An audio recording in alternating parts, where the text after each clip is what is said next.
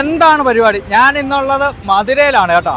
അപ്പം മധുരയിൽ നമ്മുടെ കേരളത്തിലുള്ള ഒരാട പ്രതിമ, അതും നമ്മുടെ ചെങ്ങന്നൂരുള്ള ഒരാട പ്രതിമ ഇവിടെ തമിഴ്നാട്ട് സർക്കാർ അല്ലെങ്കിൽ മധുര സർക്കാർ ഇവിടെ ചെങ്ങന്നൂരുള്ള ഒരാളുടെ പ്രതിമ ഇവിടെ വെച്ചിട്ടുണ്ട്. അതിൻ്റെ തൊട്ടടുക്ക് തന്നെ ഗാന്ധിജിയുടെ പ്രതിമയുണ്ട് കേട്ടോ. അപ്പോൾ ആ പ്രതിമ എവിടെയാണെന്നുള്ളത് കാണിച്ചു തരാം. അതിൻ്റെ ബാക്കി വിശദമായിട്ടുള്ള കാര്യം ഞാൻ പറഞ്ഞു തരാം കേട്ടോ. അപ്പോൾ നമുക്ക് ആ പ്രതിമയൊന്ന് കണ്ടാലോ. ഓക്കെ, പ്രതിമ അപ്പോൾ ഇച്ചിരി കൂടെ മുന്നോട്ട് പോകണം. പ്രതിമ ഇരിക്കുന്ന കാണണമെങ്കിൽ ഞാനുള്ളതൊരു വലിയൊരു പാലത്തിൻ്റെ അടുത്താണ് കേട്ടോ. മധുര ടൗണിൻ്റെ അടുത്ത് തന്നെയുള്ളൊരു സ്ഥലമാണ്. അപ്പോൾ ഞാൻ കാണിക്കാം. അപ്പോൾ ഞാൻ പറഞ്ഞ പോലെ തന്നെ ആ പ്രതിമയുടെ അടുക്ക് എത്തിയിട്ടുണ്ട്. ആദ്യമേ ഈ ഇരിക്കുന്ന ഗാന്ധിജിയുടെ പ്രതിമയാണ് കേട്ടോ.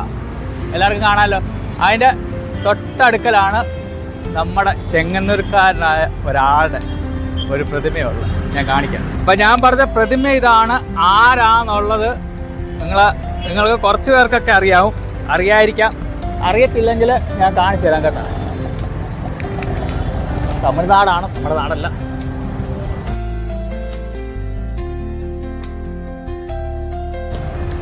ഈ ഒരു വ്യക്തിയുടെ പ്രതിമയാണ് ഇവിടെ ഇങ്ങനെ വെച്ചേക്കുന്നത്. ഇതിൻ്റെ ഓപ്പോസിറ്റുള്ള ഒരു ബോർഡിലാണ് ഇതവിടെ മധുര എന്ന് മലയാളത്തിൽ എഴുതി വെച്ചിട്ടുണ്ട് കേട്ടോ. മലയാളത്തിൽ അവിടെ മലയാളത്തിൽ എഴുതി വെച്ചിട്ടുണ്ട്. അങ്ങേയറ്റത്ത് തമിഴിൽ ഇംഗ്ലീഷിലൊക്കെ എഴുതി വെച്ചിട്ടുണ്ട്. അപ്പോൾ ഇത് കുറച്ച് പേർക്കെങ്കിലും ഈ സ്ഥലം അറിയാൻ വയ്യാത്തവർക്ക് വേണ്ടിയുള്ളതാണ് കേട്ടോ.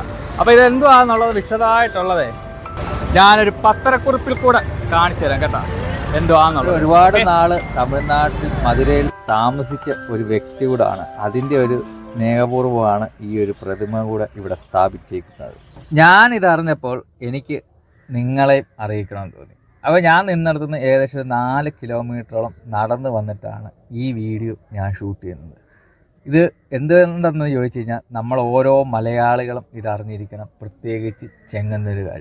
അപ്പോൾ ഈ ഒരു പ്രതിമ തമിഴ്നാട് സർക്കാർ വെച്ചേക്കുന്നത് കണ്ടപ്പോൾ എനിക്ക് വളരെയധികം സന്തോഷം തോന്നി. അപ്പോൾ പുതിയൊരു വീഡിയോ ആയിട്ട് വീണ്ടും കാണാം.